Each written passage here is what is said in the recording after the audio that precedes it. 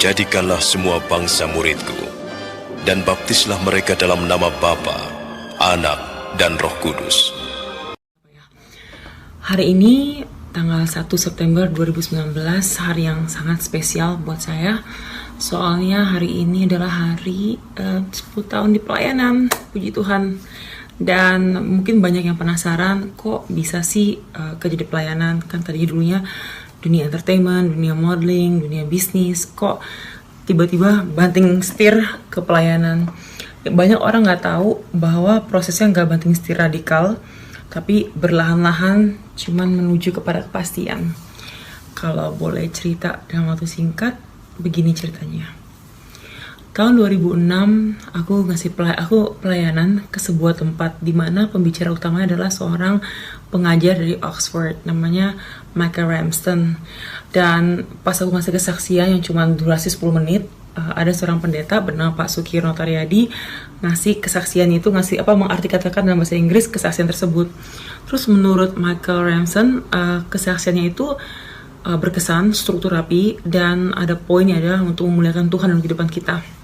Dan dia bilang aku ada bakat untuk bisa khotbah atau bisa belajar teologi. Dan dia menawarkan untuk mau nggak kuliah di Oxford. Nah saat itu denger, ya ampun, di UI aja nggak berani mimpi, apalagi di Oxford.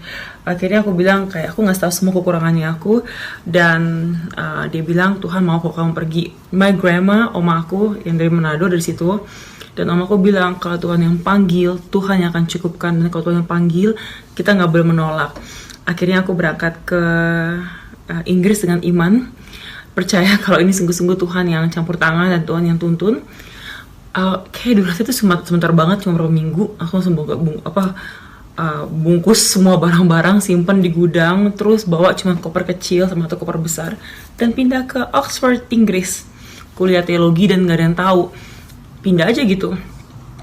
Bisnis aku dihandle oleh sepupu aku, dan akhirnya aku tinggal di Oxford di Inggris. Terus tahun pertama aku sekolah teologianya apologetika, membela perkara kekristenan. Terus tahun kedua dan ketiga Christian Theology and Ministry, kayak sekolah pendeta gitu, dan jadi 3 tahun di Inggris. Nah ini by the way, aku lagi di Kuala Lumpur habis pelayanan. Ada banyak suara-suara karena hotelnya pinggir jalan. Waktu aku di Inggris tahun kedua, kan akhirnya aku udah menyadari ya kalau ini sebenarnya pelayanan ini sangat penting sekali. Gimana cara aku bisa gunakan pelayanan ini untuk kemuliaan Tuhan. Maksudnya sekolah ini, pendidikan ini untuk kemuliaan Tuhan. Aku mempelajari teologi kan bukan cuma untuk kepentingan pribadi, tapi gimana caranya ini bisa memuliakan Tuhan dan bisa Tuhan pakai.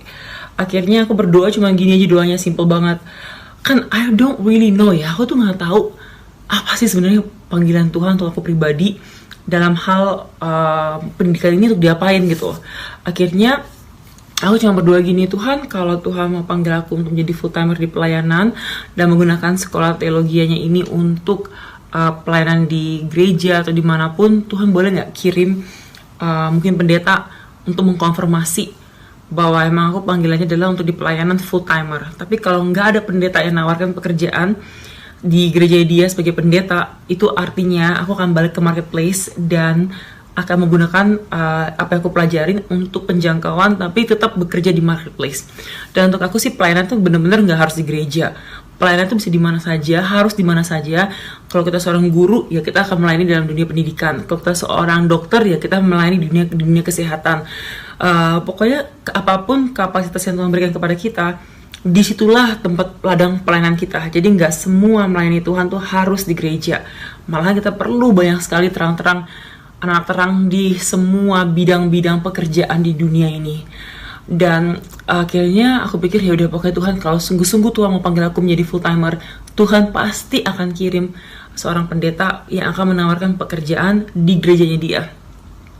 2008 pas summer 2008 itu musim panas di Inggris, aku ngambil kelas ekstra namanya summer school, dan ada seorang pendeta dari Jakarta yang bernama Pastor Dave Kenny, dan dia lagi ngambil kelas yang sama. Terus dia nanya sama aku pas lagi makan siang, Tracy kamu kalau udah selesai kamu mau kemana?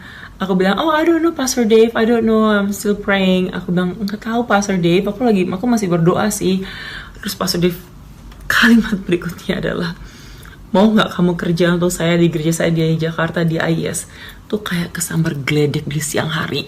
Maksudnya I know I'm praying for it, aku berdoa untuk biar Tuhan jawab, tapi nggak nyangka kalau jawaban dari Tuhan tuh bisa secepat itu, sedetail itu, dan persis seperti nazar aku adalah kalau Tuhan sungguh-sungguh panggil untuk menjadi full timer, pasti Tuhan akan manggilnya melalui pendeta yang akan mengkonfirmasi panggilan hidup aku adalah menjadi pendeta gitu.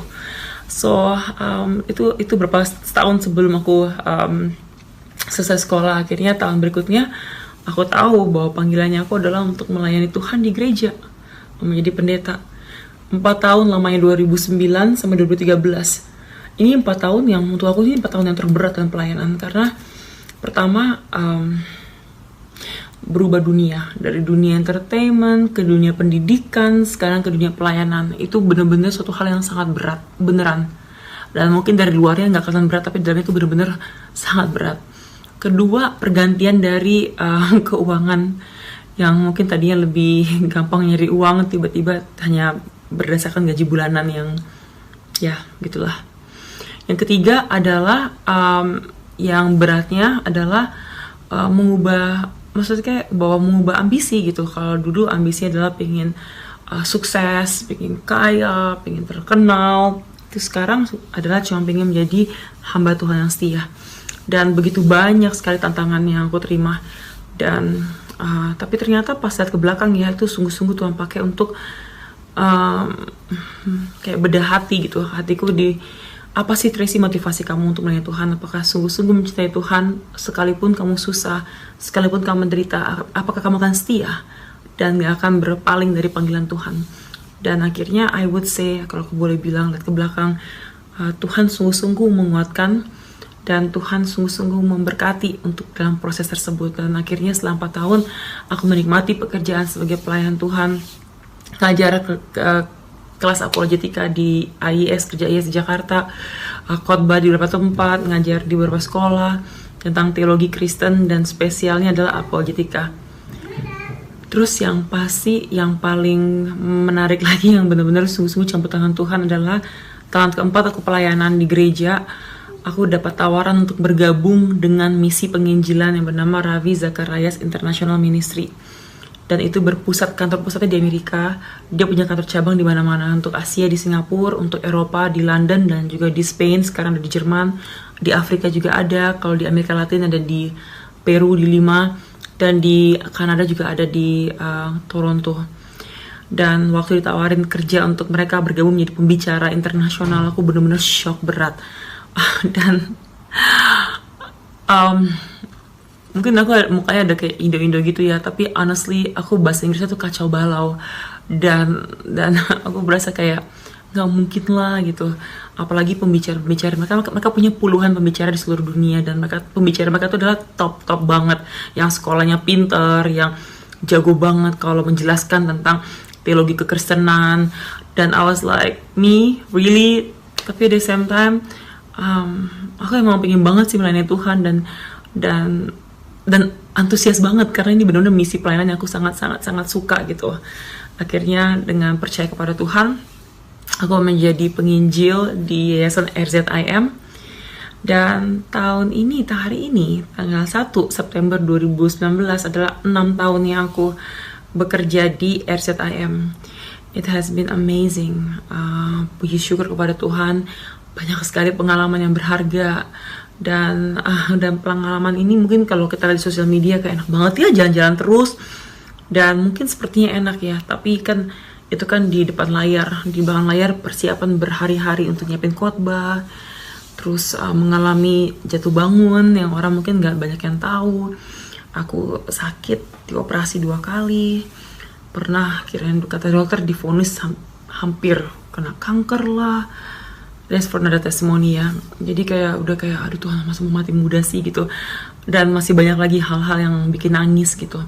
Tapi semua kisah yang aku jalankan, ternyata itu cara Tuhan untuk menguatkan iman, untuk membereskan hati, dan sungguh-sungguh siapakah yang kita percaya gitu. Dan pendewasaan iman yang terbesar dalam pelayanan adalah seperti ini.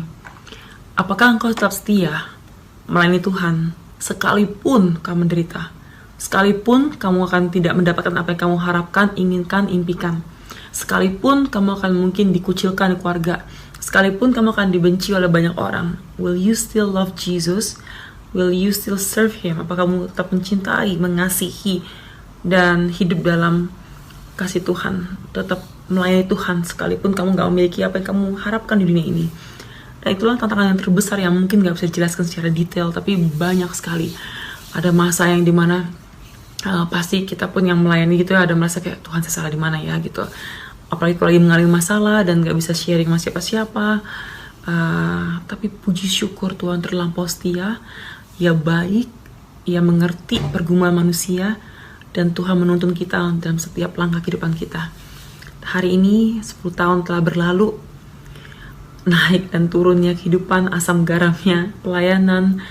Ternyata semua ini sungguh-sungguh mencerminkan semua kebaikan Tuhan. Pada akhirnya saya mengerti bahwa Tuhan terlampau baik dan Ia setia dalam setiap perkara itu.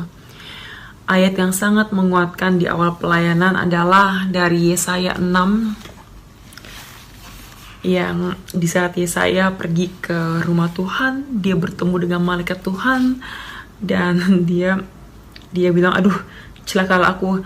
Di Yesaya 6, aku binasa sebab aku ini adalah seorang yang najis bibir, dan aku tinggal di tengah-tengah bangsa yang najis bibir. Namun mataku telah melihat sang raja, yakni Tuhan semesta alam.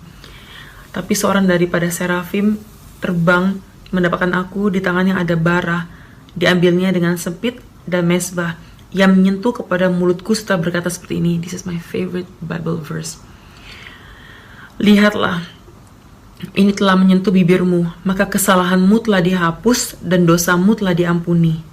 Lalu aku mendengar suara Tuhan berkata, siapakah yang akan kuutus, dan siapakah yang mau pergi untuk aku? Maka sahutku, ini aku, utuslah aku. Kemudian firman-Nya, pergilah dan katakanlah kepada bangsa ini, dengarkanlah sungguh-sungguh, tapi mengerti, dan seterusnya. Tapi yang aku senang adalah, inilah aku Tuhan, utus aku.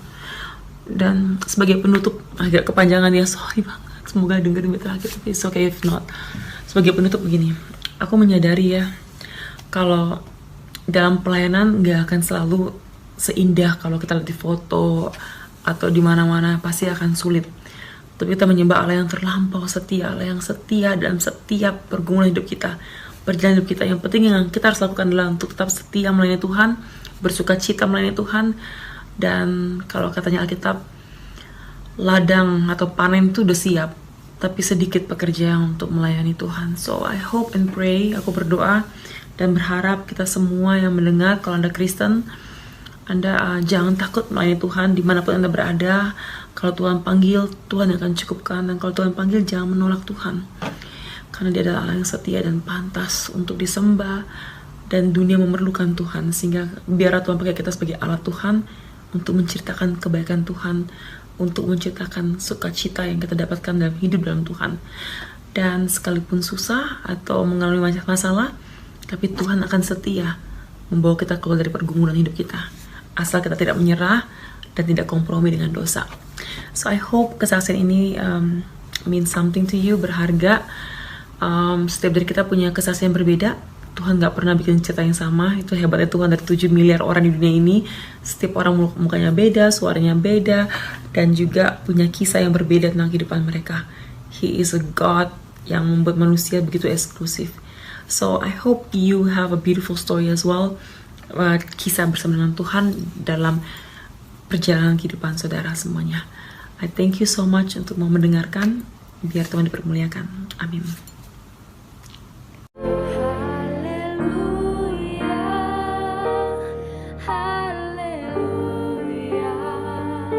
Saya perhatikan dan saya ikuti perkembangan umat kita dari waktu ke waktu. Beberapa tahun belakangan ini, Bapak Ibu, banyak sekali orang-orang Islam yang murtad. Betul. Banyak sekali yang murtad. Bukan hanya dari kalangan orang-orang yang awam, bukan hanya dari kalangan orang-orang yang miskin, bahkan sampai kepada kalangan yang intelektual, orang-orang yang berada secara ekonomi. Sekarang terjadi fenomena pemurtadan.